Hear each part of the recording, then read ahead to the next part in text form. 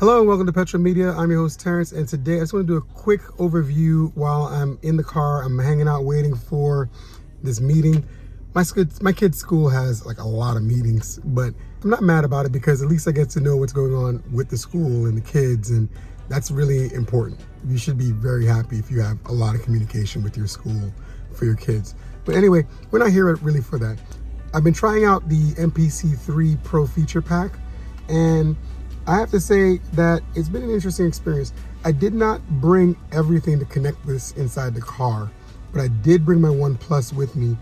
And the thing I wanted to discuss was more so about the visual EQ, primarily just the visual EQ, and my thoughts on EQing visually. So let's talk about it real quick. So I'm gonna prop this up real quick just so you guys can see. Like I said, again, I don't have everything connected so that you can actually hear it properly, but I'm going to open up a session on my OnePlus, and I'm going to open, let's say this one. And we're just going to look at it on the screen. Now that it's open, I'm going to go to effects, and I'm going to take it all the way to the master channel.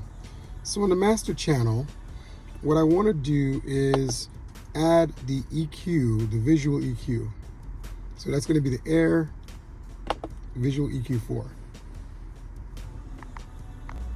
Now the Air Visual EQ4 is the one that came with the pack that has the visualizer for the EQ. Now, you shouldn't be mixing with your eyes, but the reason why I like this EQ is because of the fact that I can actually see the information on the screen. So let me just prop this in a position so you guys can see it more clearly.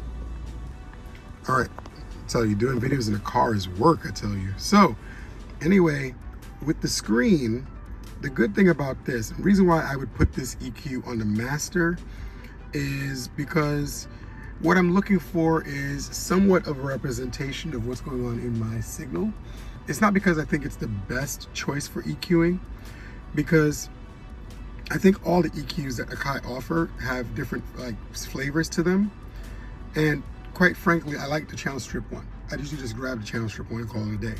But this one, the benefit with this one is because I can see what's going on, I can actually see the spectral analysis of the signal for the beat. So I know you can't hear this beat because again, it's not plugged in. This is not about hearing anything at this moment. I'll do another video on hearing it soon, but this is so I can see the leveling. So this beat, when I play it back, I can see how it's performing, and I can determine quickly if something seems a little off, because you want it to be balanced when you're doing your mixing. You're, again, not telling you to mix visually, but you want to hear things first, and sometimes you just want to have a quick reference. This is kind of what this is going to be used for me. I'm not going to change any of these settings. I'm literally leaving it flat just so I could check the reference. Same deal as I load a different beat. I'm loading this other beat now just to check again. And again, the goal is to take it to the track mixer, go over to the master, and add the Air EQ4. And again, not touching it, just checking levels. So you can see there's a lot of energy in the lower frequency range between 50 hertz and about roughly 250 hertz. That's my fault. So I know that although I like how this sounds, I need to balance that a little bit. I'm not using this to be the end all be all EQ. That's not the thing. For me, I just wanted to have the visualization to do this, in the box. So for me, this gives me a great idea of where I'm at right now so that I can say, okay, I need to go make some changes. So now, with that knowledge in mind, I can go back and go to the different channel strips and open up and make adjustments. Like, oh, that's not right, I need to fix that. Or that one's not right, I need to fix that. That's how I'm gonna be using the EQ4 for now. Mainly because I can do this with other EQs really quick, because I've gotten so used to using the Q links on the side over here with the OnePlus and the main knob, and it just handles things really, really well as is.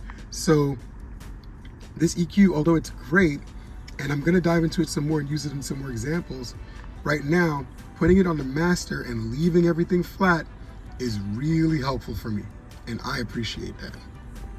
So I make this point because I saw one of my friend's videos on the EQ, and I had to agree with a lot of what he had to say. I mean, it's not much better than any other EQ that's available for the MPC, and there's a lot of muscle memory with the other EQs. It's actually why I go back to get the channel strip 2 from SSL all the time, because I used to use an SSL console, so I know how that works, and it's just muscle memory.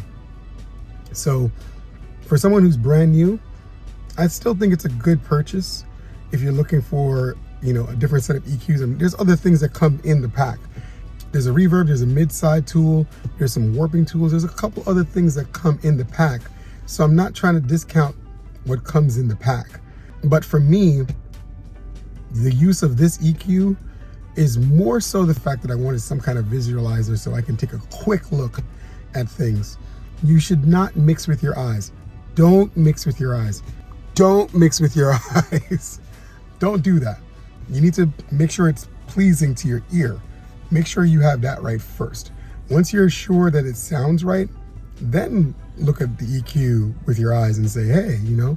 And I think that's the way I'm gonna use this EQ. Put it on the master bus, I'm not gonna adjust anything, just have it play the sound through it and take a look at the sound and see if the levels are making sense.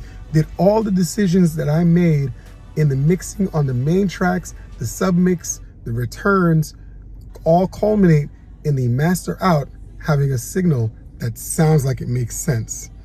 And if something sounds off, I can see it real quick, like, oh, that's not right, I need to fix that. Oh, it's too much bass. Or, oh, the no under sounds a little tinny. I peaked the highs a little too much, I put a little too much in there. That's the benefit of that. I do that in Logic. I do that in Logic now.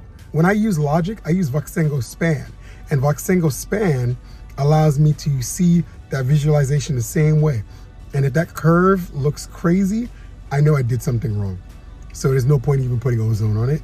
There's no point in putting anything on it until I get everything going to the master to sound right in the first place. So I always use it as a last step, take a quick look, and then go back. In Logic, same thing.